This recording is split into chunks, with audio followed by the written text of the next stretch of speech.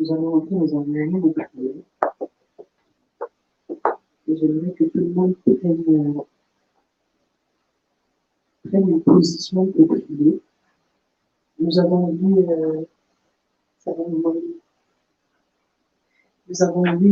dernièrement, vous m'entendez bien. Nous avons vu dernièrement des sujets sur les 2 choses à savoir sur le corps. Et nous allons prendre quelques points sur ces différentes thématiques.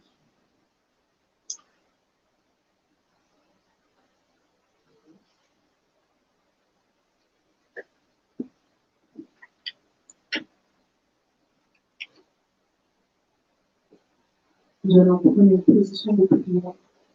Nous allons, ça va? Nous allons prendre une position de prière. Nous allons demander à Dieu, merci pour ce moment de prière dans lequel nous sommes en train de rentrer. Seigneur, je mets chaque point de prière entre tes mains. Papa, à chaque fois que nous allons prier pour ces points de prière, Seigneur, que ton action se fasse, que tu puisses, Seigneur, Papa, agir puissamment à travers ces points de prière pour nous, Seigneur. Nous allons prendre le premier point de prière. Le premier point qu'on avait pris, c'est que le corps est animé par des pulsions. Le corps est animé par des pulsions. Sur ce point-là, nous allons prendre le point de prière qui est Seigneur, je prie que mon esprit domine sur mon corps afin que mon corps ne soit plus animé par ces pulsions. Nous allons prier. Seigneur,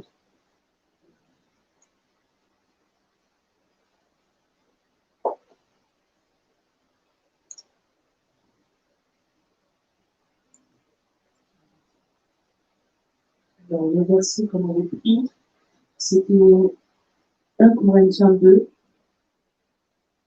versets 14 à 15.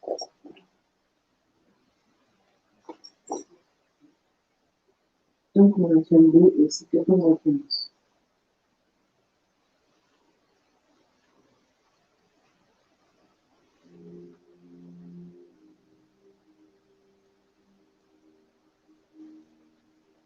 Donc, Corinthiens 2, versets 14 à 15.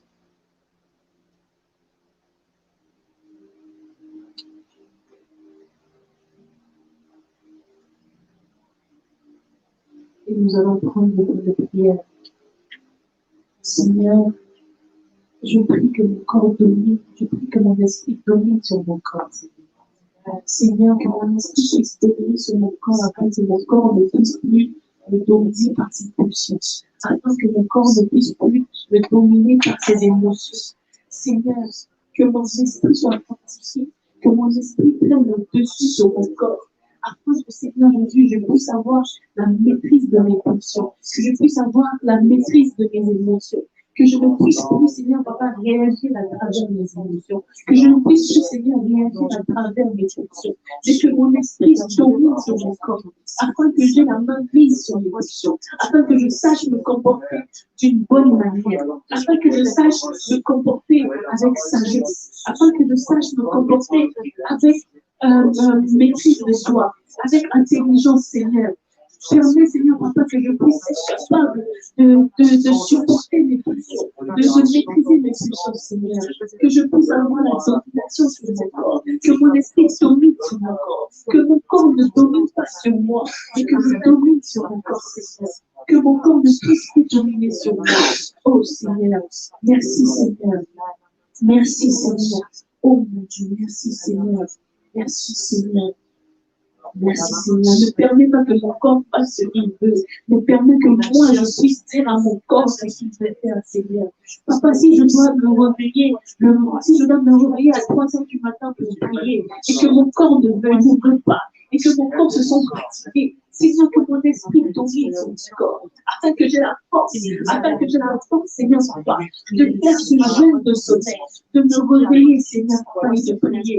Seigneur, si j'ai envie de jeûner de 6 heures à 18 heures, ou de faire un jeûne à sec, Seigneur, que mon corps ne domine pas sur moi, que la fatigue de mon corps ne domine pas sur moi, mais que je puisse dominer sur mon corps, Seigneur, Papa, que je puisse dire à mon corps ce qu'il doit faire, et pas le contraire, Seigneur.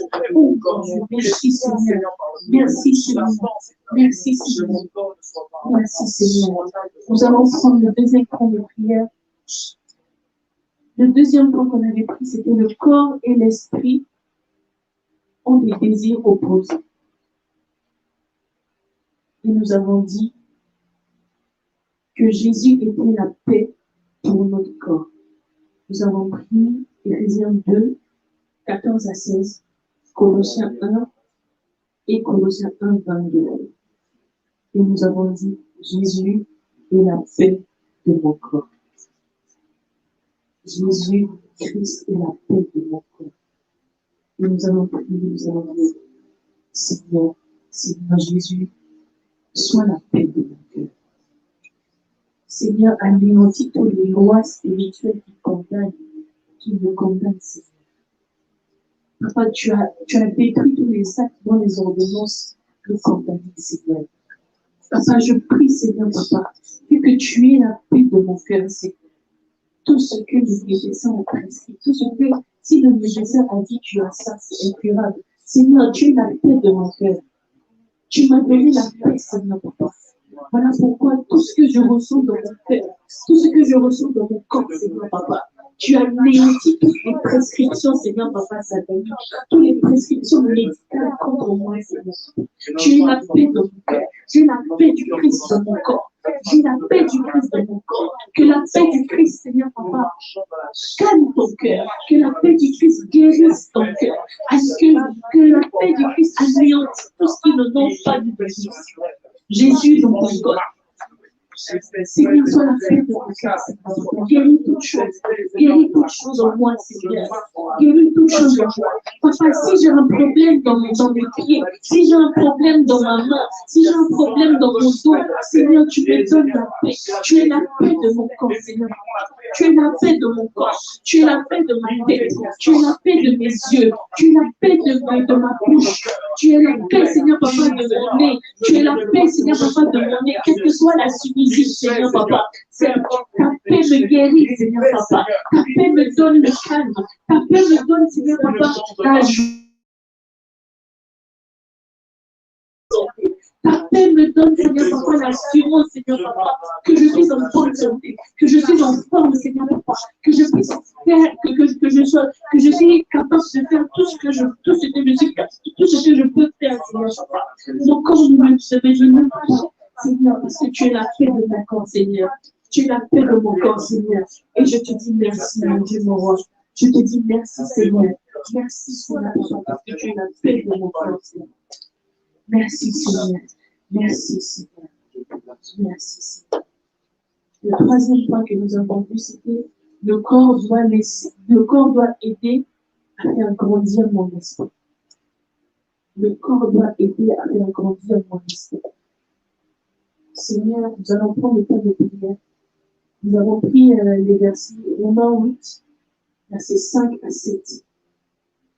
Et comme point de prière, nous allons dire, Seigneur, que mon esprit aille au-delà de mon corps et que je puisse saisir l'étoile de la prospérité, que je puisse saisir l'étoile du succès, que je puisse saisir l'étoile de la guérison, que je puisse saisir l'étoile de la magnificence, Seigneur, et que ma vie soit transformée et que mon corps suive cette transformation, Seigneur, et que rien ne peut arrêter cette transformation au nom de Jésus. Prions. Seigneur, permets que mon corps aille au-delà de moi. Permets que mon esprit aille au-delà de mon corps, Seigneur. Permets que je puisse saisir, Seigneur, Papa, l'étoile de la prospérité. Seigneur, qu'il y ait prospérité dans ma santé, qu'il y ait prospérité dans mes affaires, qu'il y ait prospérité dans ma vie professionnelle, qu'il y ait prospérité dans ma vie familiale, Seigneur, Papa. Qu'il y ait prospérité dans ma vie amicale, qu'il y ait prospérité dans ma vie spirituelle, Seigneur, Papa. Je prie, Seigneur, Papa, que je puisse saisir cette transformation qui se passe maintenant, Seigneur, Papa. Que mon corps, Seigneur, Papa, aide mon esprit à grandir. Et de la manière dont mon esprit saisit, Seigneur, Papa, l'étoile de la prospérité, l'étoile de la santé, l'étoile, Seigneur Papa, de la paix. C'est de cette manière que mon corps, Seigneur Papa, saisit aussi cette transformation-là, Seigneur Papa. Et rien ne peut arrêter. Mon corps suit cette transformation. Rien ne peut arrêter cette transformation, Seigneur. Parce que mon corps aide mon esprit à grandir. Mon corps aide mon esprit à grandir. Mon corps suit cette transformation. Et rien ne peut arrêter cette transformation, Seigneur. Mon corps aide mon esprit à grandir. Mon corps aide mon esprit à grandir, Seigneur Papa. Éternel des armées, aide-moi, Seigneur Papa, à ce que mon corps puisse aider mon esprit à grandir, Seigneur. Aide mon corps, Seigneur Papa, à suivre, Seigneur Papa, cette transformation. Oh, Seigneur, merci, Seigneur. Merci, Seigneur. Que mon corps puisse aider mon esprit à grandir. Merci, Papa. Merci pour cette transformation. Merci pour mon corps qui suit cette transformation. Merci pour mon corps qui suit cette transformation.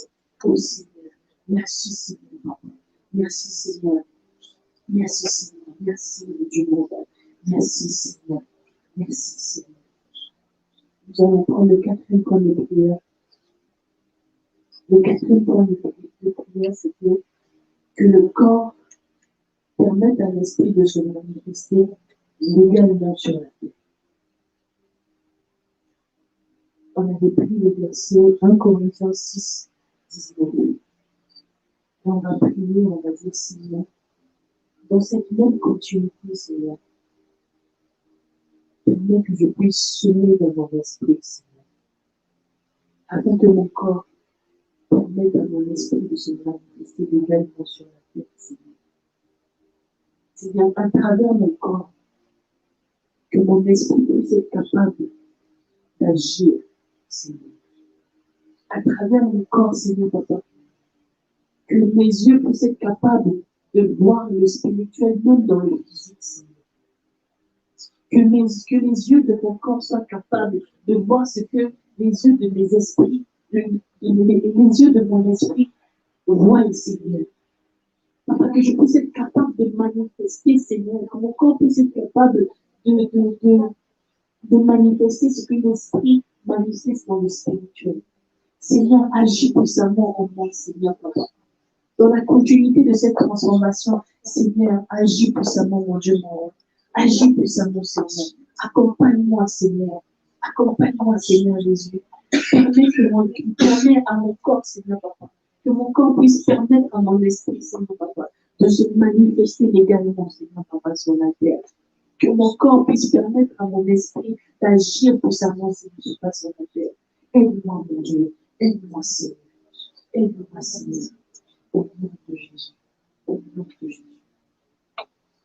Le cinquième point de prière, c'était le corps conserve les marques de la présence du Saint-Esprit et de la vie éternelle.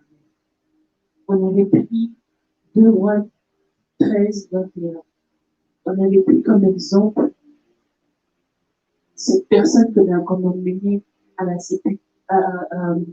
au cimetière et son corps était tombé dans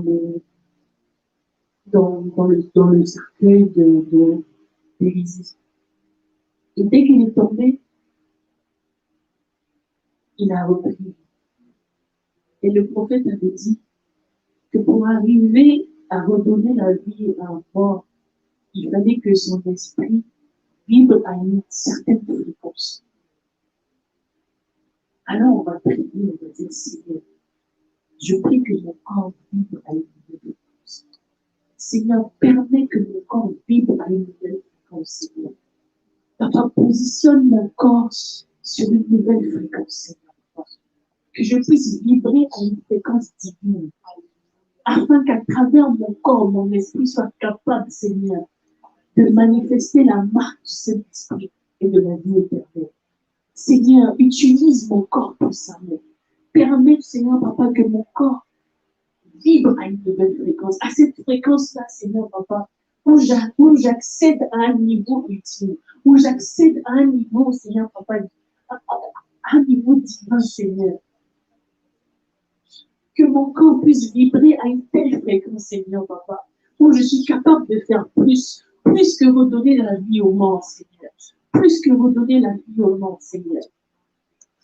Afin que même de mon être, même dans mon être, Seigneur, tout ce qui a été déclaré mort, retrouve la vie, Seigneur.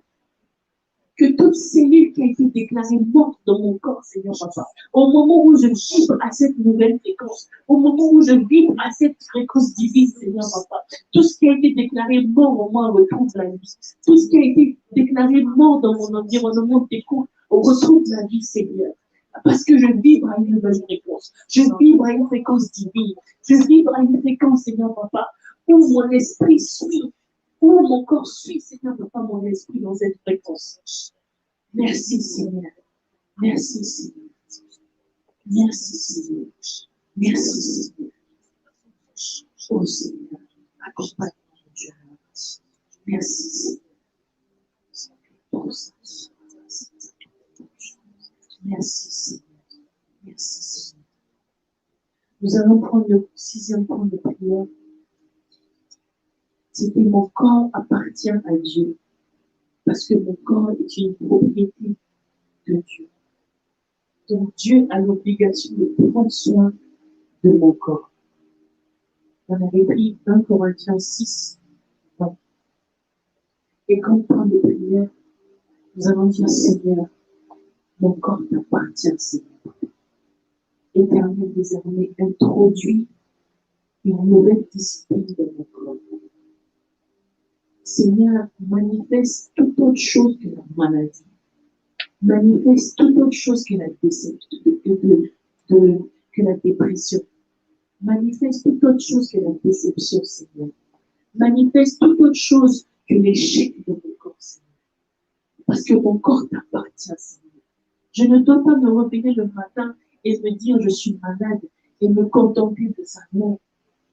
Je dois me rappeler chaque matin, je dois me rappeler chaque fois, Seigneur, que mon corps faillit, que mon corps appartient à Dieu.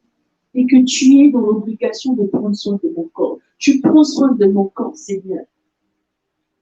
Voilà pourquoi, Seigneur, que mon corps manifeste autre chose que la maladie. Que mon corps manifeste autre chose que l'incapacité. Que mon corps manifeste autre chose que la limitation. Non, Seigneur. Je dis non, Seigneur, Papa. À tout blocage devant un public, à tout agoraphobie, Seigneur, Papa, je dis non. Que mon corps manifeste toute autre chose que l'agoraphobie. Que mon corps manifeste toute autre chose que tout type de phobie, Seigneur, Papa. Mon corps t'appartient. Voilà pourquoi mon corps n'appartient pas à la peur. Mon corps n'appartient pas au blocage. Mon corps n'appartient pas à l'infirmité. Mon corps n'appartient pas à l'incapacité. Mon corps n'appartient pas à la maladie. Mon corps n'appartient pas à la dépression. Mon corps n'appartient pas à l'échec. Mon corps n'appartient pas à la limitation.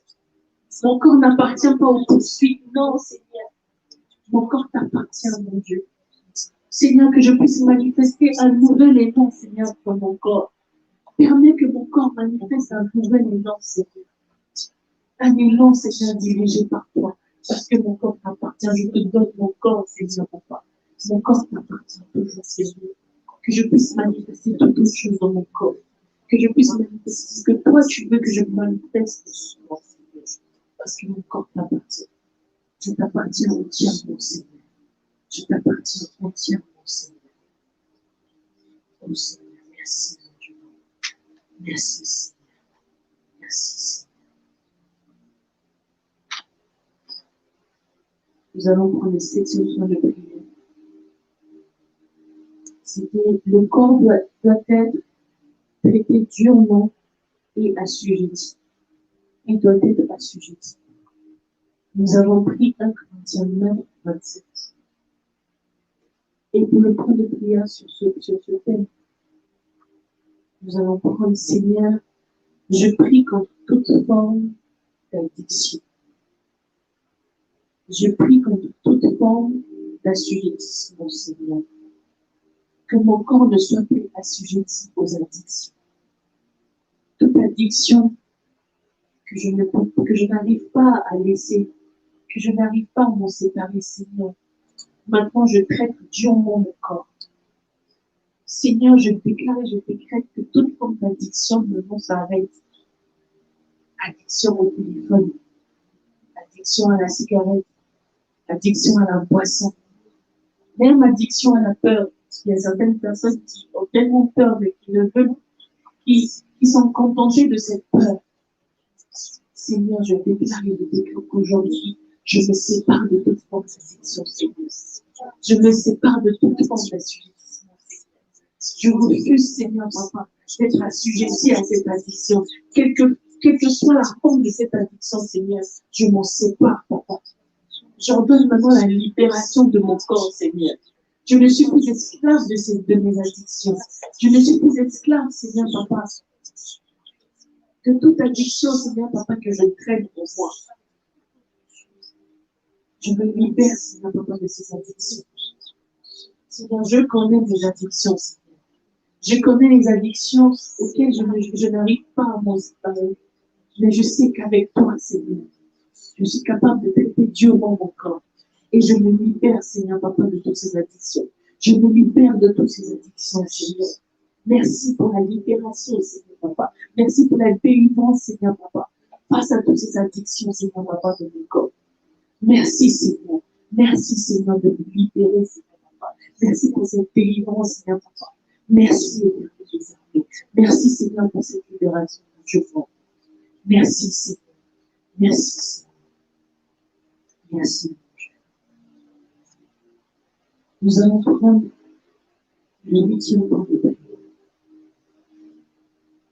Le 8e point, c'était le corps doit être tenu dans l'abstinence. On avait pris 1 Corinthiens 9, 25. Et on avait dit, l'abstinence, c'est positionner le corps non plus en tant que demandeur, mais en tant que donneur. Et nous allons demander à Dieu, Seigneur, aujourd'hui, je décide de positionner mon cœur, de positionner mon corps en donneur et pas en demandeur. Seigneur, maintenant que je me suis séparée de toute addiction, maintenant que mon corps vibre à une nouvelle fréquence, maintenant que mon corps t'appartient, Seigneur, je positionne maintenant mon corps en donneur et non en demandeur. Oh Seigneur. Il est dit qu'il y a des combats que tu gagnes en offrant ton corps au sacrifice. Seigneur, voilà pourquoi je viens, je te donne mon corps.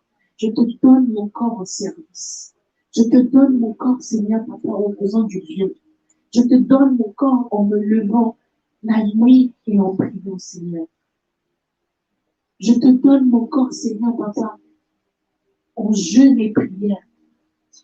Je te donne mon corps, Seigneur, papa, pour ce que tu veux que je fasse. Qu'est-ce que tu veux que je fasse, Seigneur, papa, afin que je puisse donner mon corps, afin que mon corps soit donné, Seigneur, papa, au service, Seigneur.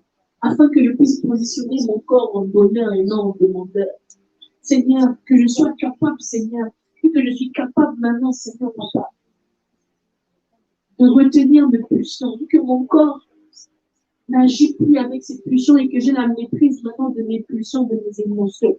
Donc, je suis capable maintenant de donner mon corps, de positionner mon corps en donneur et pas en demandeur, Seigneur.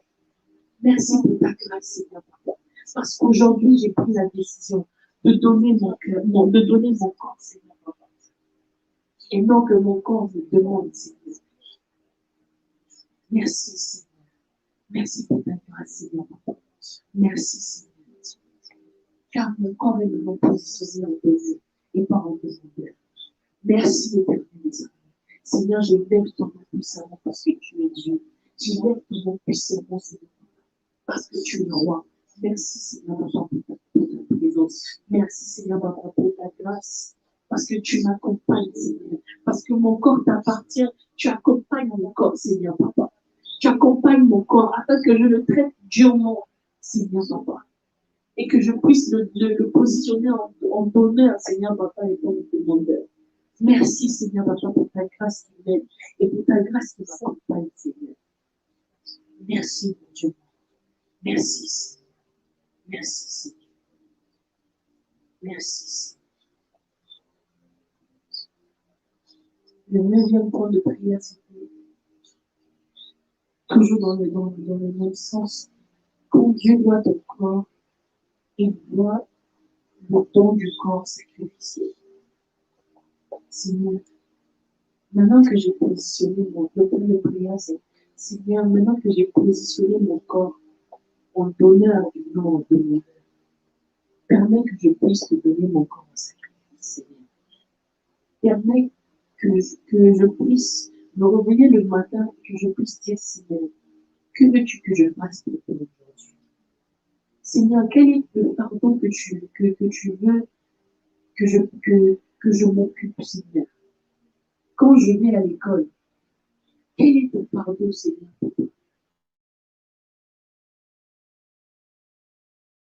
Seigneur, quel est ton pardon? Quel est le pardon, Seigneur, papa, que tu veux ôter dans ce quartier à travers moi, Seigneur? Quand je vais au travail, c'est toi qui m'as positionné dans ce travail, Seigneur. Qu'est-ce que tu veux que je fasse dans ce travail, Seigneur? Seigneur, je te donne mon corps en sacrifice. Qu'est-ce que tu veux que je fasse pour toi, Seigneur? Quelles sont les personnes à qui tu veux que je parle aujourd'hui, Seigneur? Quelles sont les personnes qui doivent entendre ta parole aujourd'hui? Quelles sont les personnes que tu veux que je touche aujourd'hui, Seigneur? Papa, à travers mon mariage, qu'est-ce que tu veux que je fasse, Seigneur, papa? Même en allant à la salle de sport, Seigneur, je n'ai pas choisi cette salle de sport au hasard. Qu'est-ce que tu veux que je montre que veux-tu montrer à travers moi dans cette salle de sport? Y a-t-il quelqu'un que tu veux que je touche dans cette salle de sport, Seigneur? Même quand je marche, Seigneur, papa, dans les transports, ce n'est pas par hasard que j'ai pris ce transport à cette heure-ci, Seigneur. Quelle personne veux-tu que je touche aujourd'hui, Seigneur? Que veux-tu que je fasse, Seigneur? Que veux-tu que je fasse, Seigneur? Papa, je te donne mon corps en sacrifice. Utilise-moi puissamment, Seigneur. Utilise-moi, Seigneur, pour ta cause. Seigneur, aujourd'hui, en sortant de l'église, ce n'est pas seulement pour rentrer à la maison et dormir, non. Ce n'est pas seulement pour aller au marché acheter quelque chose, non, Seigneur. Même en allant acheter quelque chose, que veux-tu que je fasse, Seigneur? Même pour mon propre corps, que veux-tu que je mange? Quels sont les actes que tu veux que je pose, Seigneur? Je te donne mon corps en sacrifice, Seigneur. Utilise-moi puissamment, Seigneur. Utilise-moi puissamment, Seigneur. Seigneur, je suis à toi, mon Dieu. Utilise-moi puissamment. Je te donne mon corps en sacrifice. Seigneur. Merci, Dieu. Merci, Seigneur. Je te donne mon corps en sacrifice. Utilise-moi, Seigneur, pour ta cause. Quels sont tes besoins, Seigneur? Quels sont tes besoins, Seigneur? Mon corps est là, Seigneur, papa. Mon corps est là. Utilise mon corps. Utilise-moi, Seigneur. Quels sont tes besoins? Que veux-tu, Seigneur? Quels sont les problèmes que tu veux que je règle, Seigneur? Parce que oui, toi aussi, tu as des sujets de prière. Tu as des sujets à toi, Seigneur, papa. Utilise-moi, mon Dieu. Utilise-moi, mon roi, Seigneur. Merci, Seigneur. Merci, Seigneur. Nous allons prendre le 10e point de prière, qui est le corps humain est un membre du corps de Christ. Je suis le corps du Christ. Je suis le corps du Christ. À travers moi, quand je suis quelque part, Seigneur, utilise-moi, Seigneur. Vu que je suis le corps du Christ, Seigneur, quand j'arrive quelque part où il y a la dépression, à travers moi, Seigneur, que la dépression fuit, Seigneur. À travers moi, Seigneur, quand j'arrive quelque part où il y a de la peine, Seigneur, à travers moi, que la peine disparaisse, Seigneur, parce que je suis le corps du Christ, Seigneur. Parce que je suis le corps du Christ, Seigneur. Utilise-moi, Seigneur, pour toi. À travers moi, fais des merveilles, Seigneur. À travers moi, Seigneur, quand j'arrive à mon travail, qu'ils ne connaissent pas de l'échec, parce que je suis dans ce lieu. Quand je suis dans mon école, que les gens sachent que je suis là, parce que je suis le corps de Christ, parce que Christ est là. Seigneur, utilise-moi puissamment, mon Dieu. Utilise-moi puissamment. Que les gens sachent, Seigneur, papa, que je suis le corps du Christ. Quand je vais quelque part, que les gens puissent ressentir ta présence, que les gens puissent ressentir, Seigneur, Papa, que je vibre à une nouvelle fréquence, parce que je suis le corps du Christ, parce que Christ est ma paix, parce que, Seigneur, Papa, j'ai assujetti mon corps, parce que, Seigneur, Papa, mon corps saisit, Seigneur, Papa, l'étoile de la prospérité, l'étoile de la paix, l'étoile de la santé, Seigneur, Papa, parce que, Seigneur, Papa, j'ai donné mon corps en sacrifice. Et je suis le corps du Christ, Seigneur. Merci, Éternel des hommes. Merci, Seigneur. Merci, mon Dieu. Je n'ai que toi, Seigneur. Oh, mon Dieu. Merci, Seigneur. Merci, Éternel des hommes. Merci, mon Dieu. Merci. Merci, Seigneur. Merci. On continue à élever nos voix. Continue à élever nos voix. Merci que tu nous chatayama sikalava chatayama. Lera bashakayava sikitimo chatayama. Lera baba chata. Nom de Jésus. Amen. Le prophète nous a expliqué, durant cette série d'enseignements, il nous a dit qu'il y a 3 niveaux de vision. Il y a la vision de l'âme, il y a la vision de l'esprit, et il y a la vue spirituelle. Et la Bible dit que l'œil est la lampe du corps. Donc, ce que tu vois, c'est ce qui te conduit. Ce que tu vois, en fonction de ce que tu vois, soit tu es dans les ténèbres, soit tu es dans la lumière. Et j'aimerais t'inviter ce matin à prier parce que c'est ça la volonté de Dieu, que ta vision soit éclairée. Donc, tu vas prier pour que ta vision soit régénérée, que l'œil qui est la lampe de ton corps puisse être en bon état, afin que lorsque tu poses des actions, lorsque tu marches, que tu sois toujours dans la lumière. Est-ce que tu peux élever ta voix en ce sens avec moi ce matin? Père, nous prions, je prie pour que ma vision spirituelle soit régénérée, que ma vue spirituelle soit éclairée. Tu dis que la lampe, mes yeux sont la lampe de mon corps. Je veux pouvoir voir ce que tu me donnes à voir. Je veux pouvoir voir ce que tu veux que je voie. Je veux que mes yeux soient tellement éclairés que les ténèbres se dissipent en moi, que je sois capable de voir réellement les choses qui sont profondes. Parce que je sais, j'ai conscience que mes yeux sont ce qui conduisent mes actions, sont la lampe de mon corps. Je veux voir et je veux que mes yeux soient en bon état. Si mes yeux n'arrivaient pas à voir jusqu'à aujourd'hui, je prie maintenant afin que la donne puisse changer. Que par ta grâce, je sois capable de voir, que mes yeux spirituels soient régénérés, que ma vie spirituelle soit régénérée. Je ne veux pas être conduite par les yeux de ma chair, je ne veux pas être conduite par les yeux de mon âme, je ne veux pas que les informations qui conduisent mes actions soient celles qui émanent de ces choses. Mais je veux que les informations qui conduisent chacune de mes actions viennent de ton esprit. Éclaire mes yeux, Seigneur. Éclaire mes yeux. Redonne-moi la vue. Redonne-moi la vue. Régénère ma vue spirituelle. Régénère ma vue spirituelle. Régénère ma vie spirituelle. Régénère, Seigneur, ce matin ma vie spirituelle. Je veux voir ce que je n'ai pas encore vu. Je veux voir ce que je n'ai pas encore su voir. Si mes yeux étaient en mauvais état, aujourd'hui, par ta grâce, je professe qu'ils deviennent en bon état. Je professe qu'ils recouvrent la vue. Si j'étais aveugle, aujourd'hui, par ta grâce, je recouvre la vue. Si je ne voyais que les ténèbres, aujourd'hui, par ta grâce, je vois la lumière. La lumière éblouit mon visage. La lumière éblouit ma vision. Ta lumière qui m'éblouit. Ta lumière qui m'éblouit ce matin. Ta lumière m'éblouit ce matin. La rabashata yaba sekete. Le rabashata yama sekete.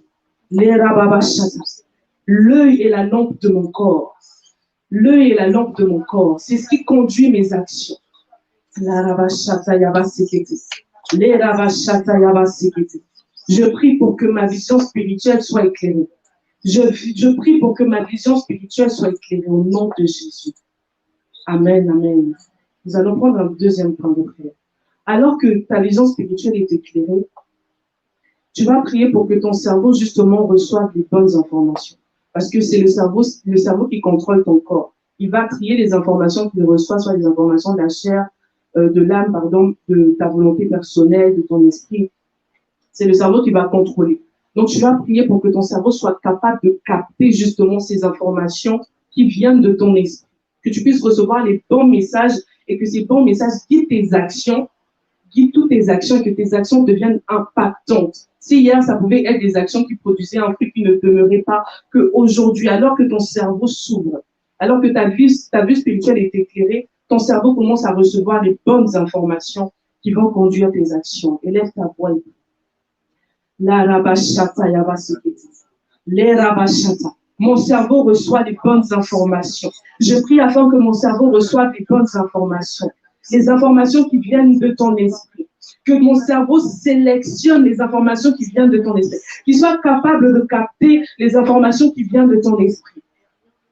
Alors que ma vue spirituelle est éclairée, je suis rendu capable aussi de capter cela. Mon cerveau comprend cela. Mon cerveau comprend cela. Mon cerveau comprend cela et conduit mes actions. Et je pose des actions qui sont impactantes, qui portent du fruit qui demeure. Je ne veux pas juste porter du fruit qui va s'arrêter ou qui ne va pas demeurer. Il y a un fruit qui demeure éternellement. Au nom de Jésus.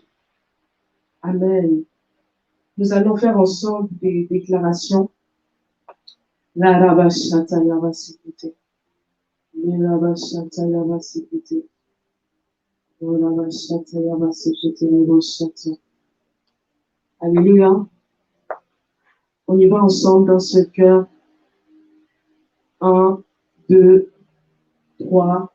Je suis béni. Je suis prospère. Je suis racheté. Je suis pardonné. Je suis saine. Je suis entière. Je suis talentueuse. Je suis créative. Je suis confiante. Je suis sécurisée. Je suis disciplinée. Je suis concentrée. Je suis préparée. Je suis qualifiée. Je suis motivée. Je suis libre. Je suis déterminée. Je suis équipée. Je suis habilitée. Je suis ointe. Je suis acceptée et approuvée. Je ne suis ni ordinaire ni médiocre. Je suis enfant du Très-Haut. Je deviendrai ce pourquoi j'ai été créée au nom de Jésus. Amen. Est-ce que tu peux acclamer?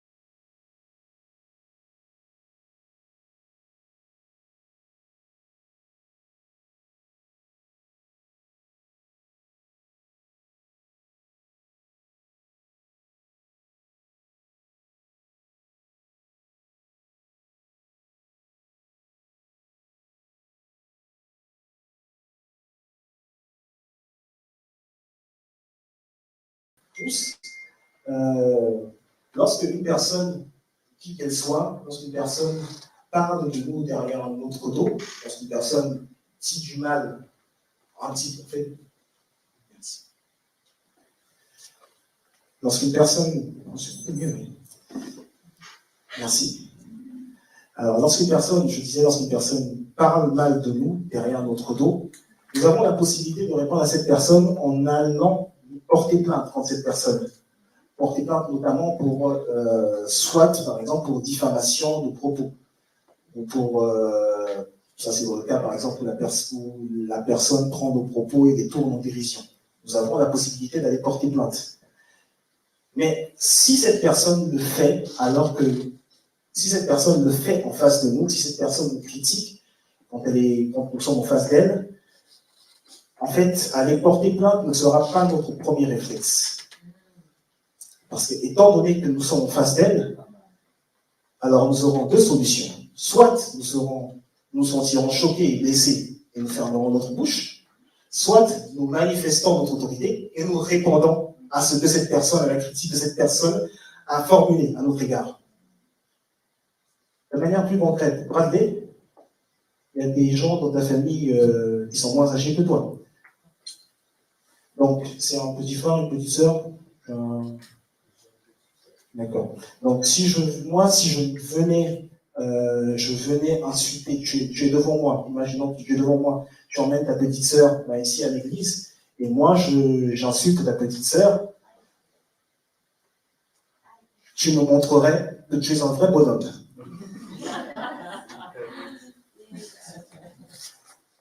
Et de cette manière-là, imaginez-vous un petit peu, notre ennemi, le diable, il emmène des accusations devant Dieu. Il vient devant Dieu et il lui parle de nous en disant à Dieu qu'il a le droit de nous rendre pauvres, en disant à Dieu qu'il a le droit de nous rendre malades, en disant à Dieu qu'il a le droit de nous rendre infirmes, en disant à Dieu qu'il a le droit de nous garder, de nous conserver au chômage. Donc, le diable le fait. Mais imaginez-vous que lorsque le diable le fait, vous êtes devant la face de Dieu, vous aussi.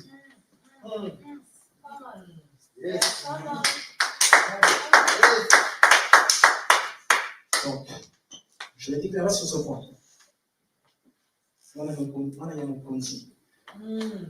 Tu prends le livre de Psaume, au chapitre, on va commencer par le chapitre 27. Psaume 27. Tu peux lire à partir du verset 1 et tu t'arrêtes au verset 8.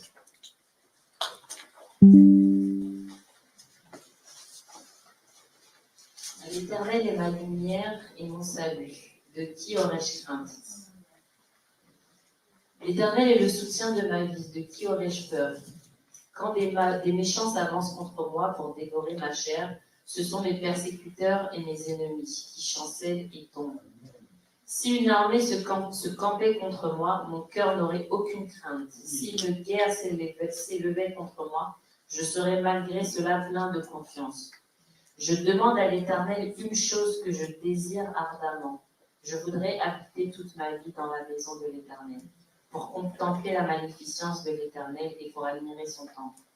Car il me protégera dans son tabernacle au jour du malheur, il me cachera sous l'abri de sa tente. Il m'élèvera sur un rocher, et déjà ma tête s'élève sur mes ennemis qui m'entourent. J'offrirai des sacrifices dans sa tente au son de la trompette. Je chanterai, je célébrerai l'Éternel. Éternel, écoute ma voix, je t'invoque. Aie pitié de moi et exauce-moi. Mon cœur dit de ta part, cherchez ma face. Je cherche ta face, ô Éternel. Donc, elle a très bien terminé. Ce que nous montre ce dernier verset. La face de Dieu peut être recherchée. Lis le verset 9. Ne me cache point ta face. Merci. La face de Dieu peut être recherchée au point où le psalmiste dit à Dieu, demande à Dieu de ne pas lui cacher sa face. Psaume 143, verset 7. Hâte-toi de m'exaucer, ô Éternel, mon esprit se consume. Ne me cache pas ta face. Je serai semblable à ceux qui descendent dans la fosse. David associe le fait que Dieu cache sa face à un sentiment qui est comme de la tristesse, un sentiment qui est même la fin d'une vie, puisqu'il parle de descendre dans la fosse au cas où Dieu lui cachait sa face. Psaume 88. Oui, verset 14, tu lis du verset 14 au verset 16.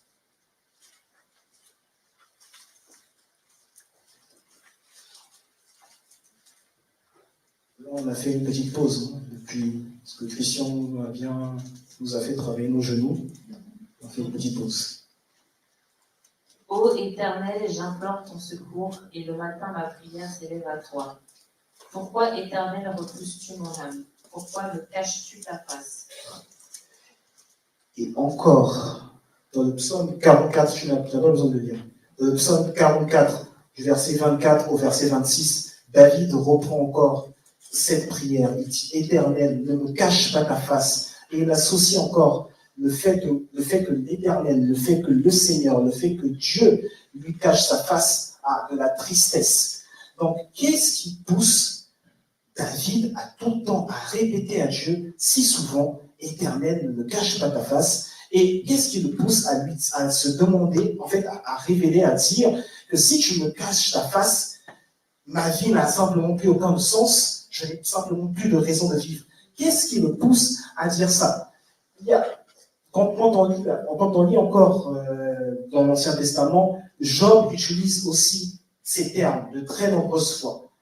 Job parle encore il dit encore à Dieu, ne me cache pas ta face. Donc je me demande, pourquoi tous ces grands hommes de Dieu là, pourquoi tous ces grands serviteurs de Dieu n'arrêtent pas de répéter, Éternel, ne me cache pas ta face? Pourquoi est-ce qu'ils n'arrêtent? Pourquoi est-ce qu'ils veulent tellement que le Seigneur, l'Éternel, tourne sa face envers eux? Pourquoi est-ce qu'ils sont sur le point de pleurer lorsque l'Éternel, justement, est sur le point de leur tourner sa face? Pourquoi? Eh bien, la réponse est celle que je te donne simplement. Si tout ce monde-là arrive à dire cela de Dieu, en tout cas de la face de Dieu, c'est parce que lorsque tu es devant la face de Dieu, tes problèmes trouvent leur solution. Ce qui veut dire que, à la minute même où nous avons pris la décision d'adorer Dieu, à la minute même où nous avons pris la décision d'accueillir le roi de gloire, à la minute même où il est descendu, à cette minute même-là, nos problèmes se sont dissipés. Parce que lorsqu'il est venu, il a décidé de tourner sa face vers nous, de nous regarder. Donc, je suis en train de te dire tout simplement, que tous ceux qui te voulaient du mal, tous ceux qui recherchaient ta perte, tout ce monde-là, à partir du moment où tu as décidé, tu as résolu dans ton cœur, de venir adorer Dieu, de venir dans la maison du Seigneur, même si tu étais derrière, au fond, même si tu te déplaçais, même si tu te sentais tout seul, tu n'étais pas en réalité tout seul. Parce que le Dieu qui est descendu là, il s'est accordé. C'est Dieu le Saint-Esprit qui est descendu là. Et ce Dieu le Saint-Esprit s'est accordé avec toi. La Bible dit, si 2 ou 3 sont rassemblés en mon nom, je suis là au milieu d'eux. La Bible dit encore, si 2 d'entre vous s'accordent sur la terre pour demander une chose à Père, c'est Jésus qui parle, alors cette chose leur sera accordée dans les cieux. Donc, même pour toi, qui te sentais, qui était parti t'isoler, même pour toi qui étais là, même pour toi qui étais ici, je suis en train de te dire que lorsque tu as pris la décision d'adorer Dieu, le Saint-Esprit qui est descendu là, celui à qui rien n'est pas possible, s'est associé avec celui pour qui tout est possible. Et à partir de ce moment-là, tes problèmes ont foutu le camp. Tes problèmes sont partis. À partir de ce moment. il y a quelque chose de vraiment intéressant en fait, que je trouve dans la face de Dieu, quelque chose d'assez intéressant. Alors ça se trouve, on ne va pas le lire pour gagner un peu de temps. Dans le chapitre 5 du livre d'Apocalypse, nous dit que Dieu a 7 yeux. Et ces 7 yeux supposent, en fait, d'abord ces 7 yeux sont décrits comme étant les 7 esprits de Dieu, mais ensuite, ces 7 yeux supposent en fait que Dieu arrive à nous voir très vite, très très vite. Parce que Dieu a le regard, en fait, sur toute la Bible dit que Dieu a son regard parcourt la terre. Donc Dieu arrive à nous voir très très vite. Et avec ces 7 yeux, il arrive à voir chacun des aspects de notre vie. Et il arrive à poser la main sur tous les aspects de notre vie. Ça veut dire que lorsque j'ai décrété ces paroles sur un domaine quelconque de la vie de tout un chacun ici, Dieu n'a pas seulement agi dans le domaine que j'ai cité. Dieu a agi dans tous les autres domaines. Parce que c'est un Dieu d'amour et un Dieu de compassion qui pense à chacun d'entre nous et qui prend soin de tous les aspects de notre vie. Il s'intéresse et il veut faire partie de tous les aspects de notre vie. Et s'il veut faire partie de tous les aspects de notre vie, c'est parce qu'il souhaite, mon frère, ma sœur, que chacun d'entre vous ici réussisse. Donc, la face de Dieu, la Bible dit que Dieu a 7 yeux. Mais en fait, s'il arrive à nous retrouver si vite, c'est étonnant. Moi, je trouve étonnant, en fait, que la Bible nous dise, dans Jean 1, 18, je trouve étonnant que la Bible nous dise à cet endroit-là que personne n'a jamais vu Dieu.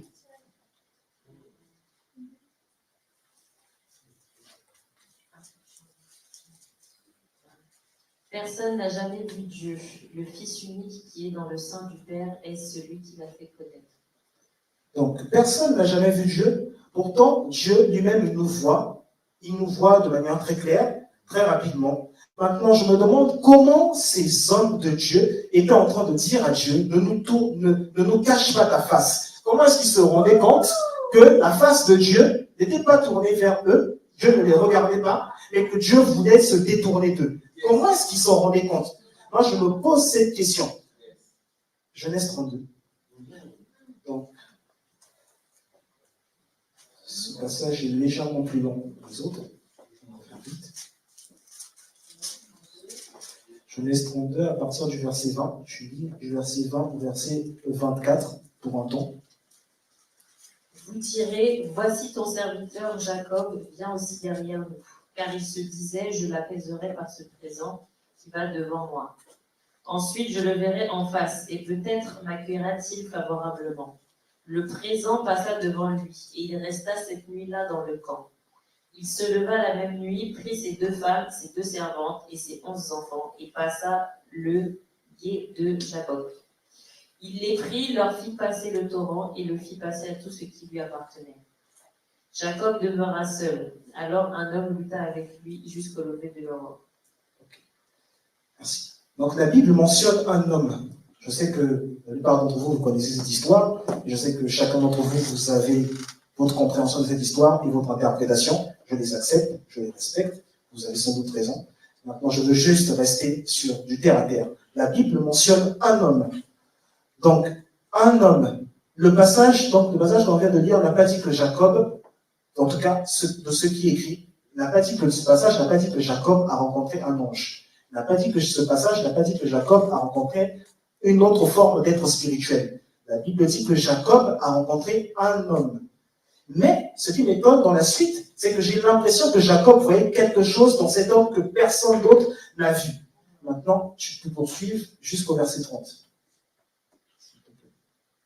Voyant qu'il ne pouvait le vaincre, cet homme le frappa à l'emboîture de la hanche. Et l'emboîture de la hanche de Jacob se démit pendant qu'il luttait avec lui. Il dit, laisse-moi aller, car l'aurore se lève. Et Jacob répondit, je ne te laisserai point aller, que tu ne m'aies béni. Il lui dit, quel est ton nom? Et il répondit, Jacob. Il dit encore, ton nom ne sera plus Jacob, mais tu seras appelé Israël. Car tu as lutté avec Dieu et avec des hommes, et tu as été vainqueur. Jacob l'interrogea en disant, fais-moi, je te prie, connaître ton nom. Il répondit, pourquoi demandes-tu mon nom? Et il le bénit là. Jacob appela ce lieu du nom de Péniel, car, dit-il, j'ai vu Dieu face à face, et mon âme a été sauvée. Donc, Jacob a appelé ce lieu Péniel parce qu'il a dit, j'ai lutté avec Dieu. Et cet homme aussi lui a dit, tu as lutté avec Dieu. Mais c'est étrange. La Bible dit que c'était un homme. Donc, en fait, la Bible dit que c'était un homme et qu'il s'est battu. Mais pourquoi cet homme parvient à lui dire, tu as lutté avec Dieu? Et pourquoi Jacob aussi parvient à appeler ce lieu Péniel? Et ce Péniel qui devient, en fait, qui est un lieu d'adoration maintenant, pourquoi est-ce que Jacob arrive à dire que j'ai lutté avec Dieu, alors que c'était un homme? S'il a lutté avec Dieu, déjà, premier point, s'il a lutté avec Dieu, ça veut dire qu'il a vu la face de Dieu, déjà. Alors, la Bible, donc, tout à l'heure, je disais Jean 1,18, pourtant la Bible dit que personne n'a jamais vu Dieu. Mais Jacob dit qu'il appelle ce lieu Péniel parce qu'il a lutté avec Dieu, donc il a vu Dieu face à face. Donc, ça me semble contradictoire. Donc, au final, c'est quoi la face de Dieu? Je vais y répondre maintenant pour terminer. Suis-moi bien, reste dans l'esprit, parce que à partir de ce maintenant, je t'adresse un message prophétique. Tu vas lire dans Jean 14, du verset 7 au verset 9.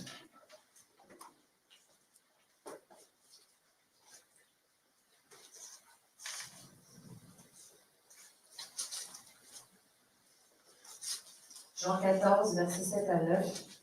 Si vous me connaissez, vous connaîtrez aussi mon Père. Et dès maintenant, vous le connaissez et vous l'avez vu. Philippe lui dit, Seigneur, montre-nous le Père, et cela nous suffit. Jésus lui dit, il y a si longtemps que je suis avec vous, et tu ne m'as pas connu, Philippe. Celui qui m'a vu a vu le Père. Comment dis-tu, montre-nous le Père? Donc, Jésus dit, celui qui m'a vu a vu le Père. On va déjà un petit peu juste là-dessus, très rapidement. Jésus dit cela alors qu'il n'avait pas encore accompli la mission qu'il était venu accomplir sur terre, qui était d'aller à la croix, sur la croix, afin de nous sauver, nous tous. Si tu es d'accord, dis-moi Amen. Amen. Donc, Jésus dit donc cela alors qu'il agissait en tant que fils de l'homme à ce moment. Je suis bien dit ainsi.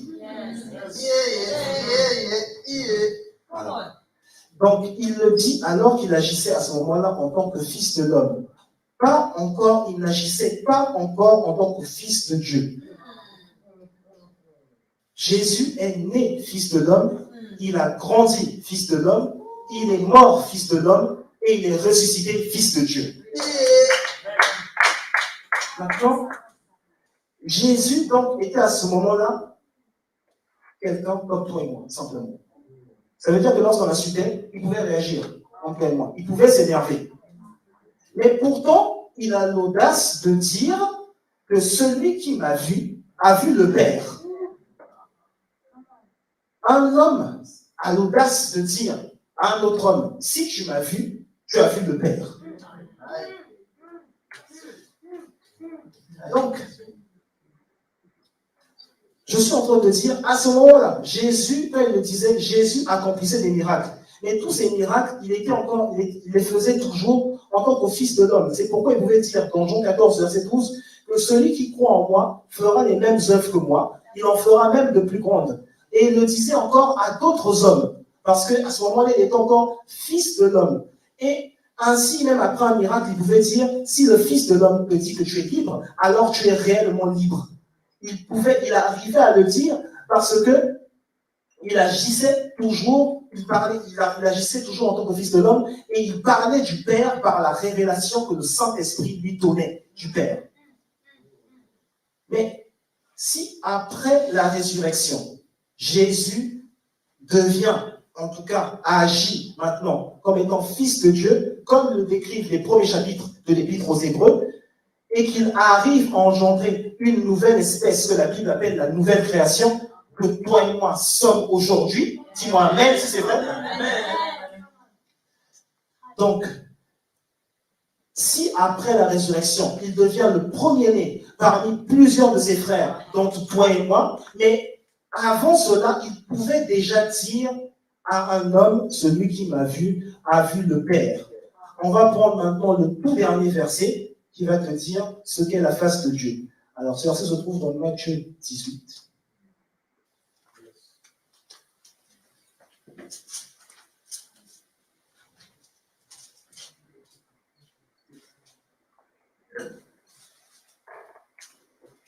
Et on va lire le verset 10. Gardez-vous de mépriser un seul de ces petits, car je vous dis que leurs anges dans les cieux voient continuellement la face de mon Père qui est dans les cieux. Donc, ce verset dit que leurs anges dans les cieux voient continuellement la face de mon Père. Donc ce verset dit que leurs anges, les anges de ses enfants dans les cieux, voient continuellement la face de mon Père. Alors moi, je me suis posé la question, lorsque j'ai lu cela, je me suis mis à réfléchir. Je me suis dit, mais pourquoi dans ce verset, on parle des anges qui sont dans les cieux? Et que ces anges sont dans les cieux, mais ce verset fait référence quand même à des enfants qui sont sur terre. Mais pourquoi on parle des anges qui sont dans les cieux? J'ai lu différentes versions de la Bible, j'ai parcouru différentes versions de la Bible, et j'ai remarqué que dans plusieurs versions, cela mentionnait toujours les anges qui sont dans les cieux. Et pourtant, je suis arrivé à trouver dans la version en anglais, la version The Message, ou Message Translation, ce même verset dit, je dis la phrase en français, ne réalisez-vous pas que les anges, leurs anges personnels, sont constamment en contact avec mon Père qui est dans les cieux. Donc, à ce moment-là, on parle d'anges. Jésus est en train de parler des anges qui sont affectés directement à la vie de ses enfants, à chacun de ses enfants. Et donc, quand je compare à ce que me dit le livre d'Hébreux au sujet des anges, on dit que les anges sont des esprits envoyés pour exercer un ministère auprès de ceux qui croient. Donc, je me dis, ces anges personnels-là dont Jésus parle, c'était les anges gardiens de ses enfants.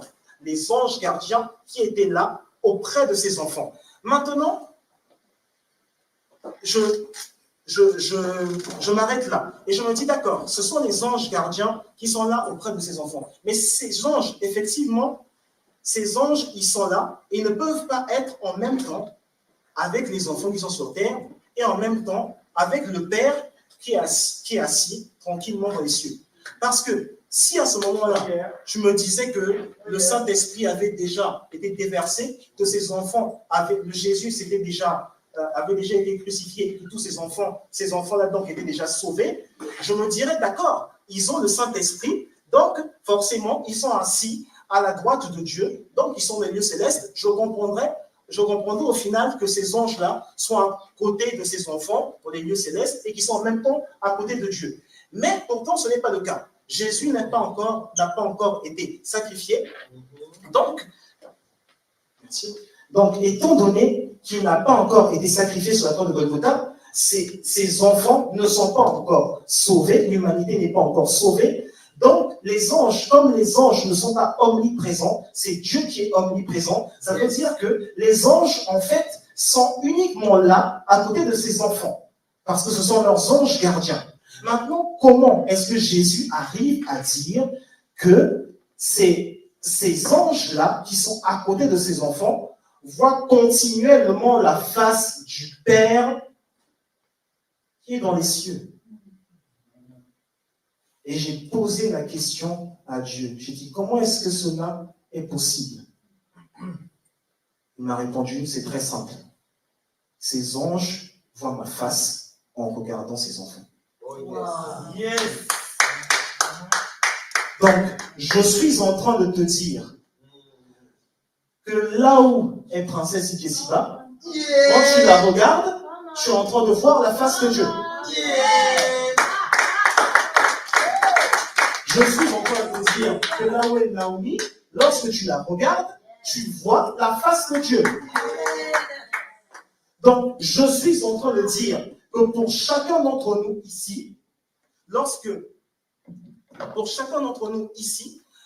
un esprit tel qu'il soit nous regarde, il voit la face de Dieu. Donc, qu'est-ce que c'est? Simplement la face de Dieu. C'est chacun d'entre nous ici. Yes, yes, yes. Chacun d'entre nous ici. Nous sommes la face de Dieu. Nous tous. Ce qui veut dire que maintenant, la face de Dieu que nous sommes est capable de repousser les limites qui avaient été fixées devant nous, est capable de repousser les limites, qu'elles soient mentales, qu'elles soient physiques, qu'elles soient psychologiques.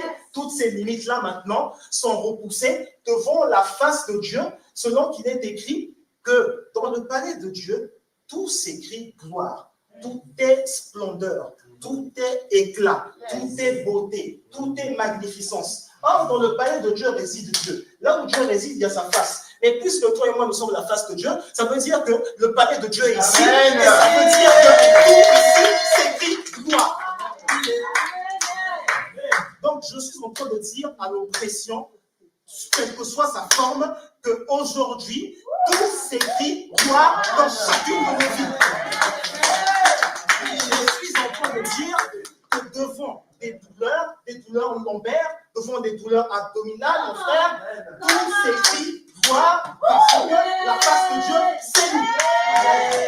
Je suis en train de dire que ici, alors que nous nous élevons en tant que corps de Christ, tout s'écrit gloire parce que nous sommes la face de Dieu et parce que la lumière de Dieu brille là où nous nous trouvons, puisque nous sommes nous-mêmes appelés du nom de Christ, le nom de Christ qui est loin de l'éternel, le nom de Christ qui manifeste pleinement le caractère de Dieu. Je vois que dans le verset que je pense que c'est le verset que je l'ai lu, qui parle du Fils qui a l'image du Père, selon que maintenant nous sommes appelés du nom de Christ, de ce corps, nous formons le corps de l'Église. Maintenant, tout s'écrit gloire dans nos vies, tout s'écrit gloire dans tout ce que nous faisons, parce que nous sommes ici la face de Dieu. Et la Bible a dit que nous sommes l'ambassade vivante, l'ambassade, l'adresse de Dieu sur terre. Nous sommes des ambassadeurs de Christ. Ça veut dire que dans tout ce qui nous caractérise, tout s'écrit gloire. Tout s'écrit gloire. Je dis, je répète encore, tout s'écrit gloire. Ça veut dire que là où tu pensais que j'avais une douleur, là où tu pensais que je ne pouvais pas avancer, là où tu pensais que j'étais arrêté, je n'avais pas, j'étais au point mort, je ne pouvais plus avancer. Moi, je dis que tout s'écrit gloire. Et je rajoute encore que devant la face de Dieu, les prières trouvent une réponse rapide dans le nom de Jésus-Christ. Maintenant, lève-toi pour ceux qui sont encore assis et proclame avec moi: j'ai la face de Dieu. J'ai la face de Dieu. J'ai la face de Dieu. J'ai la face de Dieu. Rien ne m'arrête. Rien ne m'arrête. Rien ne m'arrête. Rien ne m'arrête. Je suis prospère. Je suis prospère. Je suis prospère. Je suis prospère. Je suis un prodige. Je suis un prodige. Je suis un prodige. Je suis un prodige. Et je fais des exploits. Je fais des exploits. Dans le nom de Jésus-Christ. Au nom de Jésus-Christ. Amen. Le Seigneur bénisse sa parole.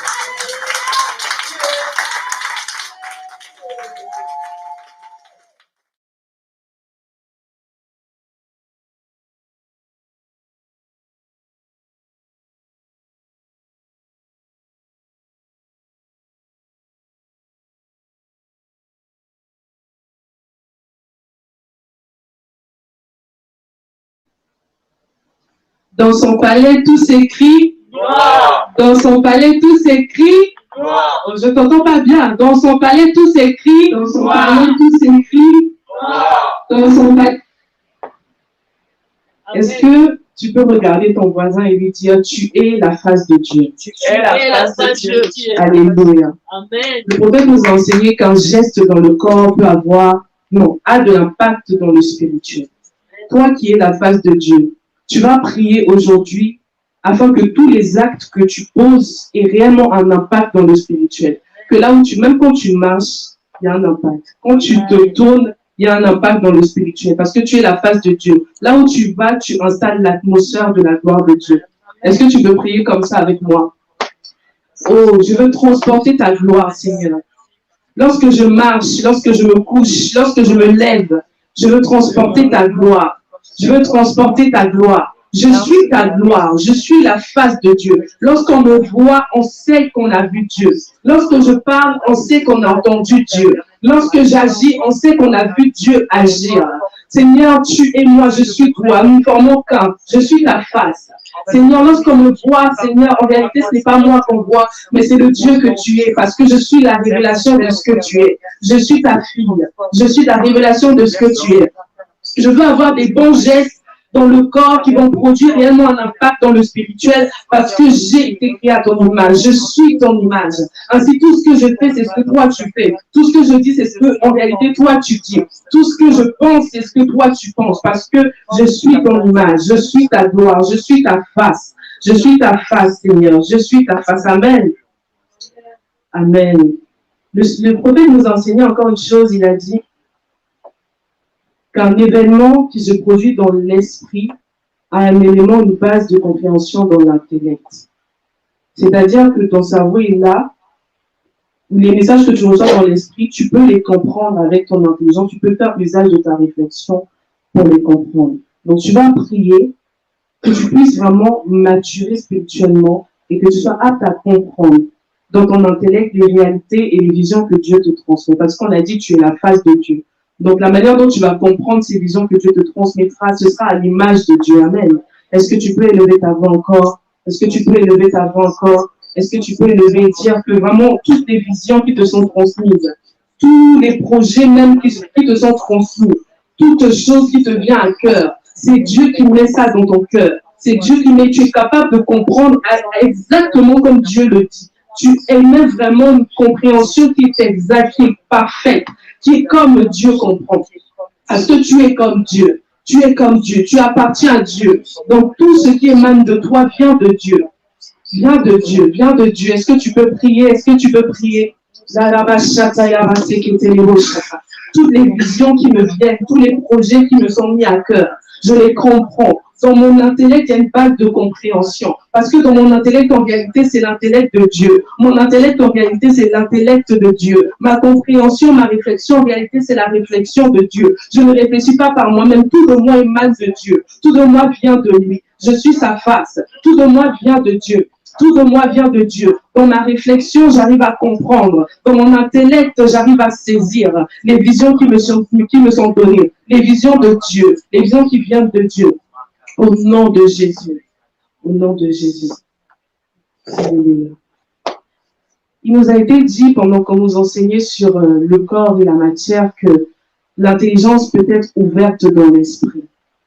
On nous a parlé de Daniel qui a rencontré, à qui un ange est apparu et qui a ouvert l'intelligence de Daniel. Peut-être que, je ne sais pas, il y a des langues même que tu ne peux pas apprendre, mais parce que tu es la face de Dieu, le prophète nous l'a dit, on est illimité. Il n'y a pas une limite que nous avons en fait. Dans le naturel, on transpose tout dans le naturel. Tout ce qui est spirituel, on vient le transposer dans le naturel. Donc l'intelligence de Dieu, c'est ton intelligence. Commence à prier pour l'ouverture d'intelligence, que tu sois capable de comprendre vraiment comme Dieu comprend, de fonctionner à la manière de Dieu, de marcher à la manière de Dieu, de saisir à la manière de Dieu. Je prie pour une ouverture d'intelligence, que mon intelligence devienne remarquable aux yeux des hommes, aux yeux des gens, aux yeux de tous, que mon intelligence devienne remarquable au-dessus des gens de ma génération. Parce que je suis comme Dieu, je marche avec Dieu, j'ai un grand Dieu en moi. Alors c'est ce que je mérite. Est-ce que tu peux encore prier? Est-ce que tu peux prier pour l'ouverture d'intelligence? Des choses que tu ne pouvais pas encore faire jusqu'alors. Maintenant tu les saisis, maintenant tu peux le faire par la grâce de Dieu, parce que tu es comme Dieu. Tu es la face de Dieu. Il n'y a aucune limite qui ne peut se poser devant toi. Est-ce que tu peux prier en ce sens? Est-ce que tu peux prier encore en ce sens?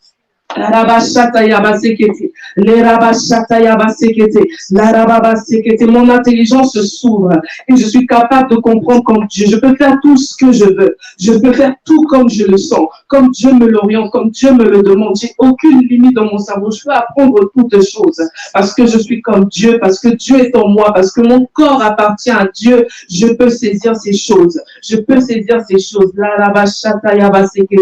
Les rabashata yabasekete les boshata. Les rababashata yamasekete. Les rababashata yamasekete. Les rababashata yamasekete les boshata yaba. Les rababashaka yabasekete les boshata yaba. Les boshata yamasekete. Oh rababashata yamasekete les boshata yaba. Les rababashekete. Les rababasata. Ton intelligence s'ouvre, ton intelligence s'ouvre. Tu pries que ton intelligence s'ouvre. Tu pries que ton intelligence s'ouvre. Les éléments que tu ne pouvais pas saisir jusqu'à maintenant. Alors que tu comprends que tu es la face de Dieu, tu commences à les saisir. La vision devient éclairée. La compréhension devient éclairée. Ta réflexion s'aligne à la réflexion de Dieu. Tu pries pour cela, tu pries pour cela. Rabashata yabasekete, les rababashata. Ma compréhension des choses s'aligne à celle de Dieu. Ma compréhension des temps, des circonstances, des saisons, s'aligne à la compréhension de Dieu, s'aligne à la réflexion de Dieu. La rabashata yabasekete, les rababashata, les rabashekete, les bosata yababa. Amen. Amen. Et le dernier point de prière, il nous a été enseigné que, en fonction de notre grandeur, en fait, il y a des aliments qui correspondent à notre grandeur, à notre destin, qui sont rattachés. Ce que tu dois manger doit correspondre à ta grandeur, aux choses auxquelles tu es appelé, aux choses auxquelles, les orientations, les couloirs dans lesquels Dieu t'amène. Et l'aliment ici, j'aimerais que tu comprennes que c'est l'alimentation physique, mais aussi spirituelle. Donc, tu vas prier et demander à Dieu de t'orienter vers les choses qui doivent être des aliments pour toi, de te faire comprendre les choses dont tu dois te nourrir en fonction de ta grandeur. Amen. Est-ce que tu peux commencer à élever ta voix et demander cela? En fonction de ma grandeur, je te demande, Seigneur, de m'orienter vers les aliments que je dois consommer, que ce soit spirituellement, que ce soit physiquement. Je veux, Père, que tu puisses m'orienter, que je puisse manger exactement ce que je dois manger, que je puisse me nourrir exactement des aliments dont je dois me nourrir, physiquement, spirituellement, peu importe, Seigneur, que je sois capable de saisir, de comprendre les choses que tu m'amènes à déguster, les choses que tu m'amènes à ingurgiter, les choses que tu m'amènes à manger. Je ne veux pas me nourrir d'autres choses. Comme Daniel, je ne veux pas me souiller avec certains aliments. Je ne veux pas me souiller avec certaines choses, mais je veux manger exactement les choses que tu me demandes, Seigneur. Exactement les choses que tu me demandes. Je suis ta face, Seigneur. Je suis ta face, Père. Est-ce que tu peux le dire à Dieu? Est-ce que tu peux le dire à Dieu qui t'oriente, qui te dise les choses que tu dois manger en fonction de ta grandeur, en fonction de ton couloir d'appel, en fonction de ta destinée? Est-ce que tu peux le demander ce matin? Est-ce que tu peux le demander ce matin? Les rabashata yaba sekete, les rababashaka yaba sekete, les boshata yaba, les rababashekete, les bosata yaba, les rababashata yaba sekete. Je veux manger les aliments qui me correspondent. Je veux manger les aliments qui me correspondent. Je ne veux pas me souiller avec des choses qui ne me correspondent pas ou des choses qui ne m'apporteront pas du bien. Je veux manger des choses qui vont permettre à mon esprit de croître. Je veux manger des choses qui vont permettre à mon esprit de croître, à ma compréhension de grandir, à mon intelligence de s'ouvrir. Je veux manger des choses qui me correspondent, qui correspondent à ma grandeur. Peut-être que une personne peut manger un truc qui correspond à sa grandeur, mais je ne veux pas convoiter cela parce que sa grandeur et ma grandeur ne sont pas les mêmes grandeurs. Peut-être que le roi me proposera de manger des mets garnis, mais je ne veux pas manger ça. Je veux manger exactement ce que toi tu me demandes de manger en fonction de la grandeur à laquelle tu m'appelles, Seigneur. Alléluia. Amen.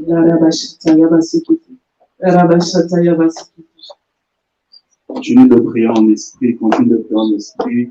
Les brahières, causa brahières, les barons sont brahières.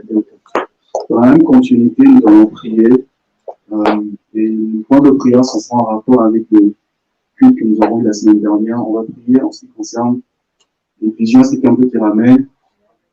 Notre premier point de prière, en fait, on va prier le Seigneur. On va se baser sur Acte 2, 17. La Bible dit: Dans les derniers jours, dit Dieu, j'ai répondu de mon esprit sur toute chair, vos fils et vos filles prophétiseront, vos jeunes gens auront des visions et vos voyants auront de songes.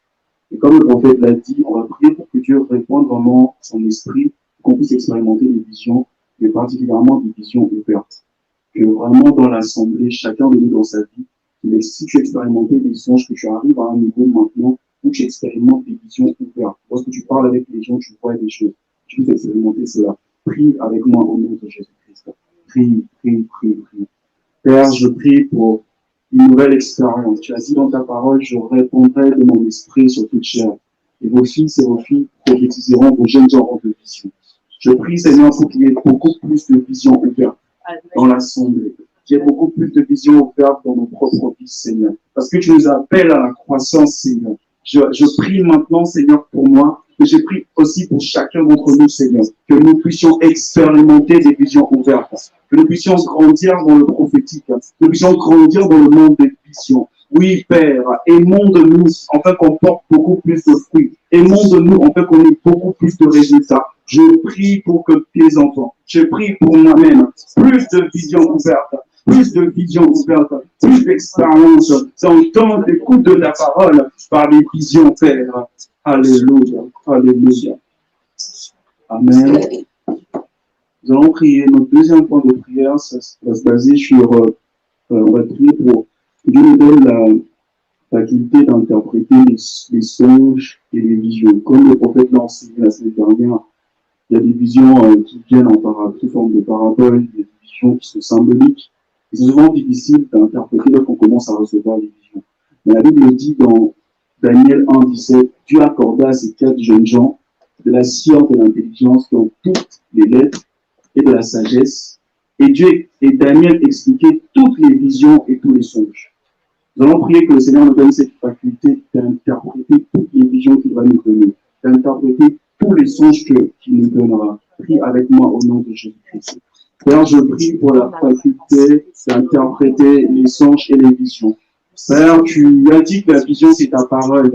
Et Père, nous voulons que cette vision qui est ta parole, Seigneur, nous puissions être capables de l'interpréter. À quoi ça nous servirait de recevoir des visions si nous n'avons pas l'interprétation? Alors, Père, affecte-nous ce matin. Seigneur, influence-nous ce matin. Que nous puissions obtenir la faculté d'interpréter les visions et les songes. Là où c'était compliqué avant, que l'intelligence augmente, pour que nous puissions être capables d'interpréter les songes, capables d'interpréter les visions. Tu as dit dans ta parole, si tu as un père, si un homme, un enfant demande à son père de lui donner de la nourriture, il ne donnera pas la pierre. Et nous prions, Père, enfin que nous puissions obtenir aujourd'hui, dans le nom de ton Fils Jésus-Christ, cette capacité, cette habilité, Seigneur. Nous voulons devenir habiles dans l'interprétation. La Bible dit que Daniel a interprété toutes les visions, Père. Nous voulons être capables d'interpréter toutes les visions que tu nous donneras, tous les songes que tu nous donneras, par nous-mêmes. Donne-nous cette intelligence de manière collective. Donne-nous cette intelligence de manière collective. Seigneur, nous voulons avoir cette capacité. Nous voulons avoir cette capacité d'interpréter les visions. Non pas seulement pour nous-mêmes, Seigneur, mais au-delà de cela même, interpréter les visions et les songes des autres, de nos amis, de nos collègues qui ne sont peut-être pas croyants. Seigneur, être capable comme Daniel ou comme Joseph d'interpréter les songes et les visions que les différentes personnes autour de nous ont dans leur vie. Donne-nous cette capacité, Père. Merci, Seigneur, parce que nous le tenons. Merci, Seigneur. Mon troisième point de prière, on va prier pour que Dieu nous donne le discernement, la faculté de distinguer les vrais du faux. La Bible dit dans 1 Jean 4, verset 1, « Bien-aimés, ne vous fiez pas à tout esprit, mais mettez les esprits à l'épreuve pour savoir s'ils sont de Dieu, car plusieurs prétendus prophètes sont venus dans le monde. » Moi, c'est mon expérience personnelle. Lorsqu'on commence à recevoir beaucoup de visions, souvent, le diable vient s'aimer aussi l'oreille, parce qu'il sait que c'est un canal par lequel Dieu passe pour te parler. Mais il faut vraiment avoir le discernement pour savoir quel est le message de Dieu, quel est le message qui vient de lui, et en même de fois, quel est le message qui vient de toi-même, de tes propres pensées. Comment faire la différence entre une image que tu as lorsque tu te réveilles comme ça, ou même un songe, qui peut juste être le fruit, en fait, des différentes activités. On a besoin que Dieu nous donne cette capacité de discerner les visions et les songes. Prie avec moi au nom de Jésus. Seigneur, je prie pour la faculté de discerner les visions et les songes. Je prie, Seigneur, que cette faculté nous soit accordée. Seigneur, je veux le discernement. Le discernement, Seigneur, dans l'écoute, Seigneur, dans la vision. Lorsque nous recevons des visions et des songes venant de toi, nous voulons être capables de discerner ce qui est de toi et ce qui n'est pas de toi, Seigneur. Ce qui est de l'ennemi, nous allons les jeter à la poubelle. Nous voulons que tu nous donnes la capacité de faire le tri. Comme tu as dit dans la parole, tu as laissé à un moment donné le diable s'aimer livrer dans ta plantation. Mais à un moment donné, il y a un jugement qui est tombé. Et on a enlevé l'ivresse, Seigneur. Seigneur, que toute forme d'ivresse, Seigneur, qui avait dans nos vies, qui influençait nos vies et qui venait s'aimer, Seigneur, toutes ces visions ou ces pensées, Seigneur, négatives, que cela soit nul et sans état partout d'aujourd'hui. Seigneur, que tu sois le seul qui nous parlera, que tu sois le seul que nous entendrons, Seigneur. Et nous scellons nos oreilles, nous scellons nos yeux spirituels avec le sang de Jésus.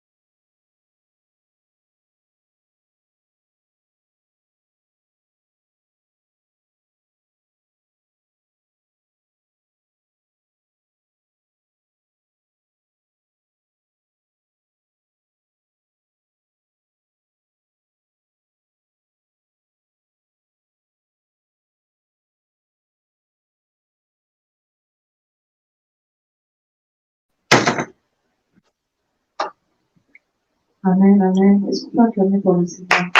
Tout ce temps de prière qu'on a eu aujourd'hui, vraiment, que toute la gloire soit rendue. On va passer à la Sainte Seine. Je pense que tout le monde est servi.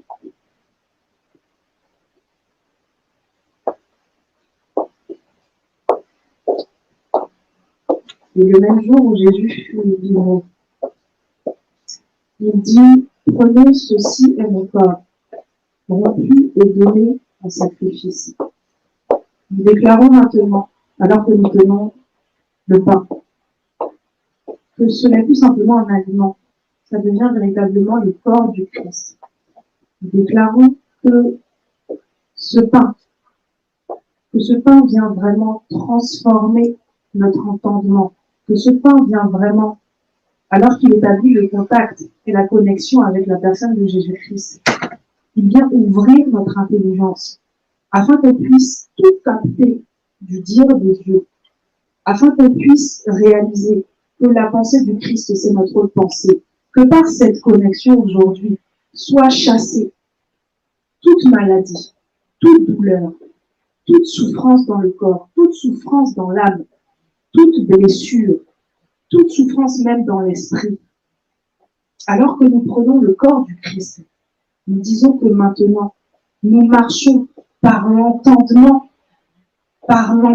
du Christ qui est en nous, parce que nous avons déjà sa pensée, comme on l'a déjà dit. Prenons le corps.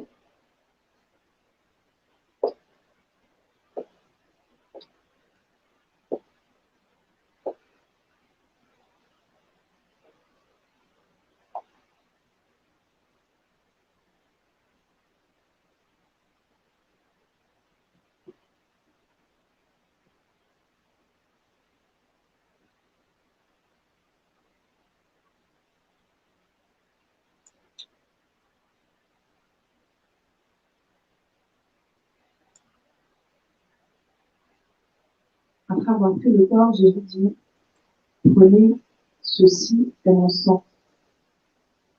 Alors que nous tenons ce verre entre les mains, ce n'est plus de l'eau, ce n'est plus simplement cet aliment physique, ça devient vraiment un aliment, une boisson spirituelle. Nous buvons le sang du Christ. Et le sang du Christ vient vraiment restaurer nos corps, restaurer nos pensées. Que le corps du Christ vienne vraiment nous donner la conscience que nous sommes la face de Dieu. Que le corps du Christ chasse toute mauvaise pensée, tout mauvais raisonnement, tout ce qui nous faisait garder les yeux fermés. À partir de maintenant, alors que nous prenons cette boisson, nos yeux sont illuminés, notre intelligence est ouverte et nous voyons clairement, comme le Christ voit. Amen. Prenons le sang du Christ.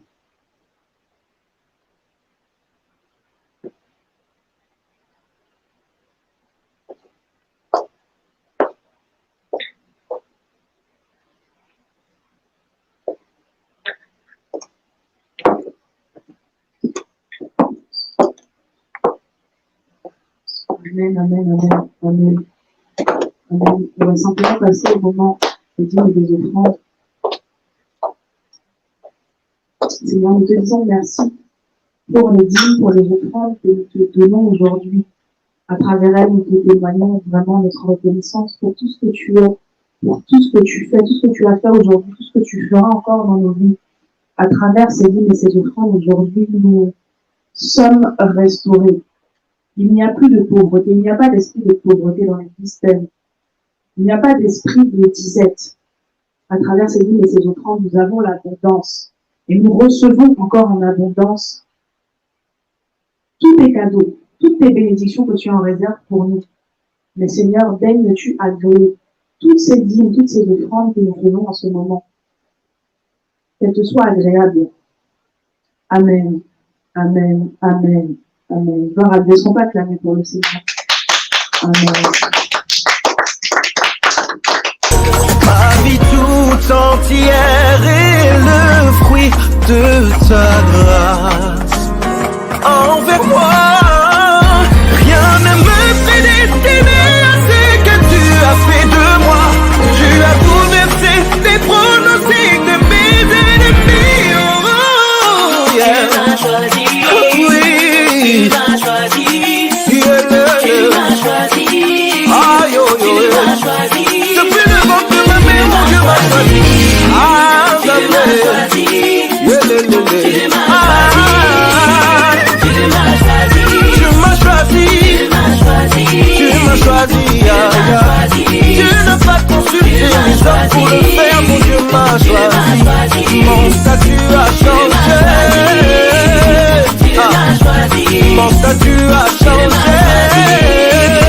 Tu m'as choisi. Oui, l'Éternel m'a choisi. Le débat m'a vomi. À la table du roi, je suis assis. J'avais l'appel si oh merci. L'Éternel m'a choisi. Le débat m'a vomi. À la table du roi, je suis assis. J'avais l'appel si oh merci. N'apprécie ma tono. La bobité n'apprécie ma tono. Reconnaissant la mieux sur la zanango. Et aussi d'ailleurs, Yeshua, merci. Ma vie tout entière est le fruit de ta grâce.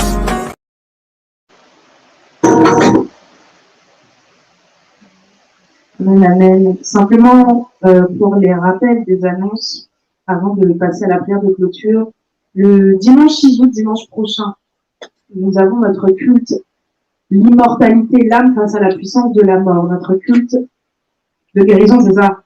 Vous suivez? Amen, super. Donc, on rappelle qu'on commencera à 9h30, de 9h30 à 12h30. Voilà, tous les cultes maintenant démarreront plutôt. Il faudra se lever plutôt, les frères et sœurs, pour venir à l'église. Également, le mercredi, donc mercredi, gestion de la cité, à partir de 20h, de 21h, excusez-moi, sur Zoom, sur YouTube. Mercredi, gestion de la cité, à 21h, sur YouTube. Voilà, et comme d'habitude, le vendredi, on a notre formation, les fondamentaux de la vie chrétienne.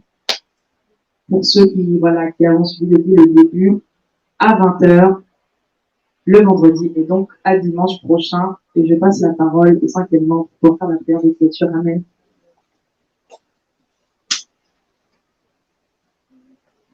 Est-ce qu'on peut acclamer pour le Seigneur Jésus? Acclame encore plus. Alléluia. Alléluia. Dans son palais, tous ces cris. Gloire. Dans son palais, tous ces cris. Gloire. Dans son palais, tous ces cris. Gloire. Gloire. Gloire. Alléluia. On va juste rendre grâce à Dieu pour ce qu'il a fait aujourd'hui.